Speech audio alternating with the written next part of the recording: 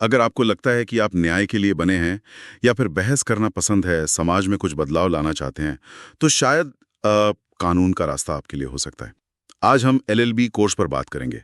हमारे पास एक video LLB विधि, career और अवसर से कुछ पॉइंट्स हैं और हम इसी पर गहराई से चर्चा करेंगे।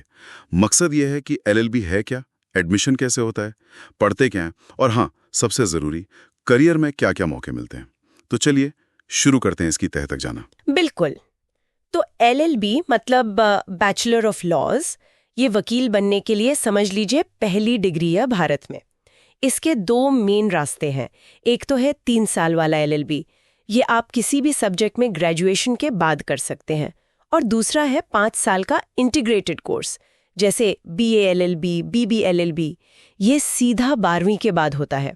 और सबसे ज़रूरी चीज़ ये है कि अगर प्रैक्टिस करनी है, वकालत करनी है, तो कॉलेज का बार काउंसिल ऑफ इंडिया मतलब बीसीआई से मान्यता प्राप्त होना बहुत ज़रूरी है। ये ही लाइसेंस देते हैं। अच्छा, तो 2 रास्ते हो गए, 3 साल और 5 साल वाले। लेकिन इनमें एडमिशन मिलता कैसे, क्या करना पड़ता है? देखिए, योग्यता की बात करें तो 3 साल वाले कोर्स के लिए ग्रेजुएशन में और 5 साल वाले के लिए 12वीं में आमतौर पर कम से कम 45 से 50% मार्क्स चाहिए होते हैं। हालांकि ये थोड़ा बहुत कॉलेज पर भी निर्भर करता है, थोड़ा ऊपर नीचे हो सकता है। और एडमिशन के लिए एग्जाम्स, सुना कंपटीशन बहुत होता है इनमें? हाँ, कंपटीशन तो है, काफ़ी है। कई ज़रूरी एंट्रेंस टेस्ट होते हैं, जैसे क्लैट मतलब कॉमन लॉ एडमिशन टेस्ट। ये देश की जो टॉप नेशनल लॉ यूनिवर्सिटीज़ हैं, एनएलयूज़, उनके लिए सबसे बड़ा एग्जाम है। अच्छा, CL8? हाँ, फिर एनएलयू दिल्ली अपना अलग एग्जाम लेता है, एलेट। कई प्राइवेट लॉ स्कूल एलसैट इंडिया का स्कोर भी मानते हैं। और फिर राज्यों के अपने और यूनिवर्सिटीज़ के अपने एग्जाम भी हैं, जैसे दिल्ली यूनिवर्सिटी का DU LLB एंट्रेंस है, महाराष्ट्र के लिए MHCET लॉ है, सिम्बायोसिस के लिए SLAT।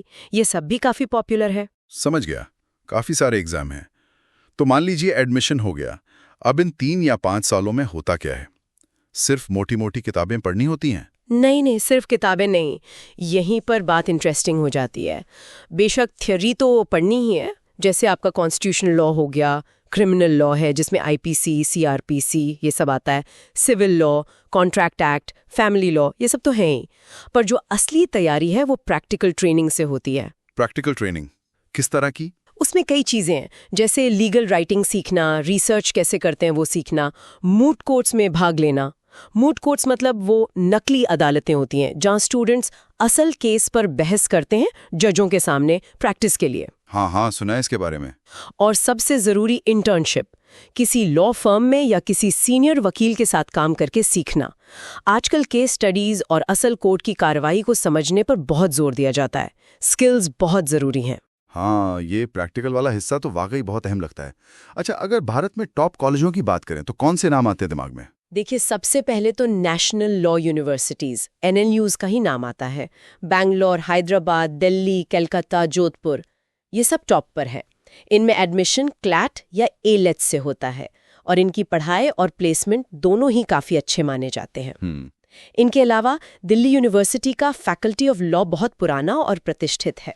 सिम्बायोसिस लॉ स्कूल है पुणे नोएडा में, जिंदल ग्लोबल लॉ स्कूल है, फिर बनारस हिंदू यूनिवर्सिटी BHU, अलीगढ़ मुस्लिम यूनिवर्सिटी AMU, जामिया मिलिया इस्लामिया, ये भी बहुत अच्छे ऑप्शंस हैं। ये अच्छी लिस्ट है। अब आते हैं सबसे बड़े सवाल पर। LLB कर लिया, डिग्री मिल गई, उसके बाद क्या? करियर के रास्ते क्या हैं? क्या सिर्फ कोर्ट में जाके प्रैक्टिस करना ही एक ऑप्शन है? नहीं, बिल्कुल नहीं। वो एक बहुत बड़ा और ट्रेडिशनल रास्ता है, लिटिगेशन जिसे कहते हैं। डिस्ट्रिक्ट कोर्ट से लेकर सुप्रीम कोर्ट तक प्रैक्टिस करना। आप civil, criminal, corporate, tax, intellectual property, किसी भी फील्ड में स्पेशलाइज कर सकते हैं। लेकिन इसके अलावा बहुत कुछ है। कॉर्पोरेट सेक्टर में आजकल बहुत डिमांड है। बड़ी बड़ी कंपनियां, मल्टीनेशनल कंपनियां, बैंक्स, सबको अपने लीगल काम संभालने के लिए इन हाउस वकील चाहिए होते हैं। पूरी लीगल टीम होती है। अच्छा, कॉर्पोरेट में भी? हाँ हाँ, बिल्कुल। यहाँ तक कि स्टार्टअप्स को भी लीगल सलाहकारों की जरूरत पड़ती है। तो कॉर्पोरेट लॉ एक बहुत बड़ा फील्ड है। ये तो काफी दिलचस्प है। और क्या विकल्प हो सकते हैं? एक और बहुत प्रतिष्ठित फील्ड है जुडिशरी, मतलब न्यायपालिका। आप जुडिशियल सर्विस का एग्जाम पास करके जज या मजिस्ट्रेट बन सकते हैं। इसके अलावा आप लीगल जर्नलिज्म में जा सकते हैं। एकेडमिक्स में जा सकते हैं, LLM PhD करके प्रोफेसर बन सकते हैं, या फिर सरकारी नौकरियों के भी रास्ते हैं, जैसे पब्लिक प्रोसिक्यूटर बन सकते हैं, UPSC या स्टेट सिविल सर्विसेज क्लियर कर सकते हैं। और हाँ, सेबी, IB, ED, CBI जैसे संगठनों में भी लीगल ऑफिसर की पोजीशंस होती हैं। तो ऑप्शंस तो आप देखें काफी सारे हैं। वाकई ये तो बहुत सारे रास्ते खुल जाते हैं। लेकिन इन सब में कामयाब होने के लिए सिर्फ डिग्री तो काफी नहीं होगी। किस तरह के स्किल्स चाहिए होते हैं? नहीं, बिल्कुल नहीं। डिग्री तो बस शुरुआत है। सबसे जरूरी है क्रिटिकल थिंकिंग, मतलब किसी भी मुद्दे को गहराई से समझना, उसका विश्लेषण करना। इसके साथ ही आपकी कम्युनिकेशन स्किल्स, बहस करने की क्षमता मजबूत होनी चाहिए, रिसर्च करने की काबिलियत होनी चाहिए, और हाँ, धैर्य, ईमानदारी और आत्मविश्वास, ये गुण बहुत जरूरी हैं। ये पेशा काफी दिमागी मेहनत मांगता है। तो मतलब LLB की डिग्री सिर्फ एक डॉक्यूमेंट नहीं है, ये एक तरह से चाबी है जो कई दरवाजे खोलती है। आप कोर्ट में बहस कर सकते हैं, बड़ी कंपनियों को सलाह दे सकते हैं, यहाँ तक कि जज भी बन सकते हैं। काफी प्रभावशाली करियर बन सकता है। हाँ, बिल्कुल। और यहीं पर एक जरूरी बात सोचने की है। कानून सिर्फ नियमों का एक सेट नहीं है ना? ये असल में समाज को एक दिशा देने, उसे बेहतर बनाने का एक बहुत शक्तिशाली टूल भी है।